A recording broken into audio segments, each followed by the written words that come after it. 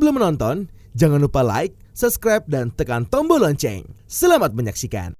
Presiden Joko Widodo menghadiri puncak hari ulang tahun ke-79 Pertambangan dan Energi yang digelar di Grand Ballroom Hotel Indonesia Kempinski, Jakarta.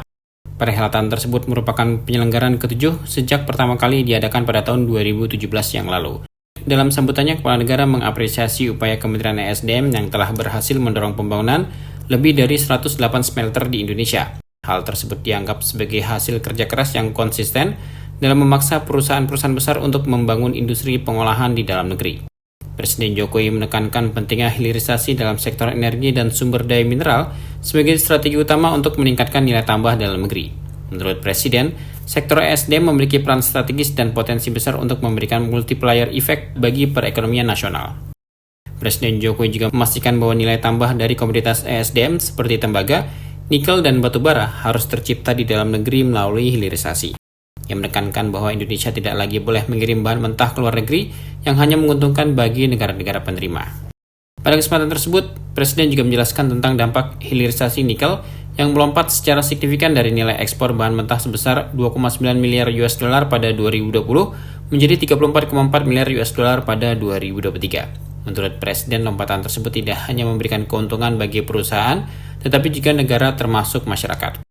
Selain hilirisasi, Presiden juga menyoroti pentingnya meningkatkan produksi minyak dan gas dalam negeri. Ia menegaskan agar lifting minyak tidak boleh dibiarkan terus turun, karena hal tersebut akan meningkatkan impor dan menguras devisa negara. Presiden pun menekankan pentingnya penyederhanaan regulasi untuk memudahkan investasi dan eksplorasi di sektor ESDM. Presiden kembali menegaskan bahwa negara yang cepat akan mengalahkan negara yang lambat.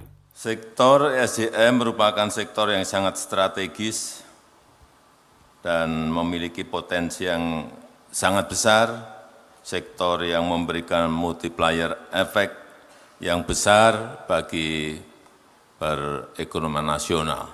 Kita tahu dari 2014 sampai hari ini, PNBP yang diterima oleh negara dari ESDM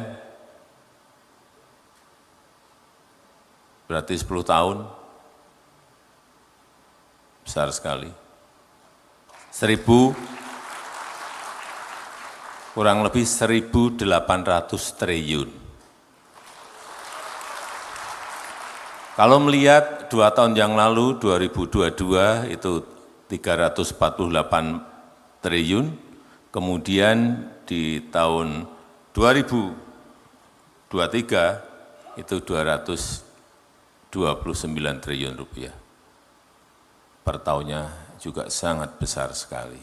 Yang pertama yang ingin saya sampaikan bahwa nilai tambah di sektor SDM ini sangat penting sekali.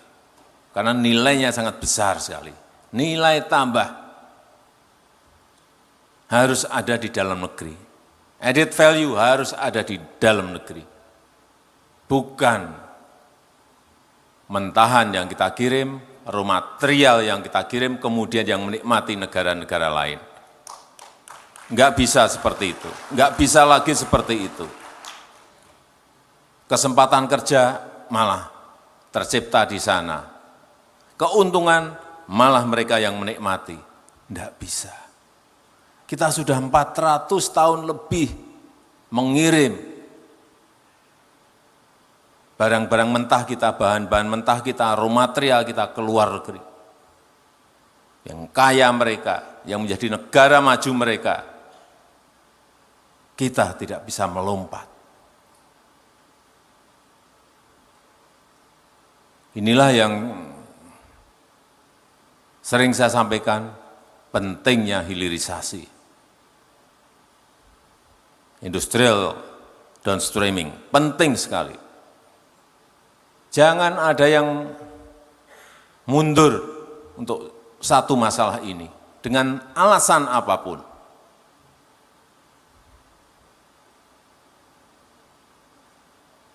Bayangkan, seperti Freeport, setahun mengolah 3 juta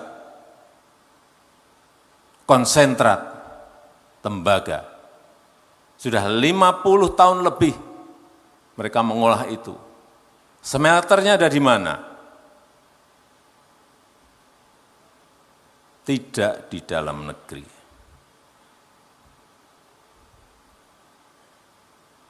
Itu yang gede sekali.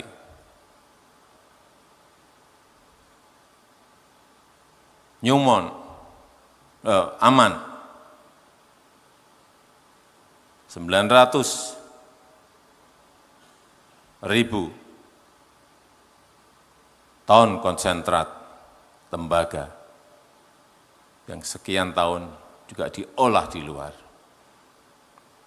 Oleh sebab itu saya memberikan apresiasi, sangat menghargai upaya keras Kementerian SDM beserta seluruh jajaran yang sampai hari ini kita telah memiliki smelter lebih dari 108, dan itu adalah buah kerja keras Bapak Ibu sekalian, konsisten, berani untuk mengatakan tidak, harus dibangun di sini smelternya, dibangun di sini industrinya, beserta turun-turunannya. Memang ini baru masuk ke smelter, sehingga industri turunan itu juga harus didorong. Freeport jadi, nanti industri turunan ke sini, semua harus berada di sekitar lokasi industri smelter yang dimiliki oleh Freeport, baik itu copper foil dan lain-lainnya, semuanya. Nikel juga sama. Harus sampai keturunan yang sebanyak-banyaknya, karena nilai tambah itu ada di situ. Kita sudah berapa puluh tahun mengekspor, berapa ratus tahun mengekspor bahan mentah. Bayangkan untuk nikel saja, waktu kita mengekspor dalam bentuk bahan mentah 2,9 billion US dollar per tahun, mentahan, raw material. Begitu stop 2020, kemudian masuk ke industri turunan, 2023, 34,4 billion US dollar. Lompatannya bayangkan. Melompatnya berapa kali? Dari 40 triliun ke 34, berarti kurang lebih 500-an triliun lebih. Lompatannya besar sekali. Dalam perhelatan yang mengambil tema energi dan mineral wujudkan Indonesia maju dan berkelanjutan tersebut, Presiden Jokowi turut menyaksikan penyerahan penghargaan Subroto kepada 68 penerima.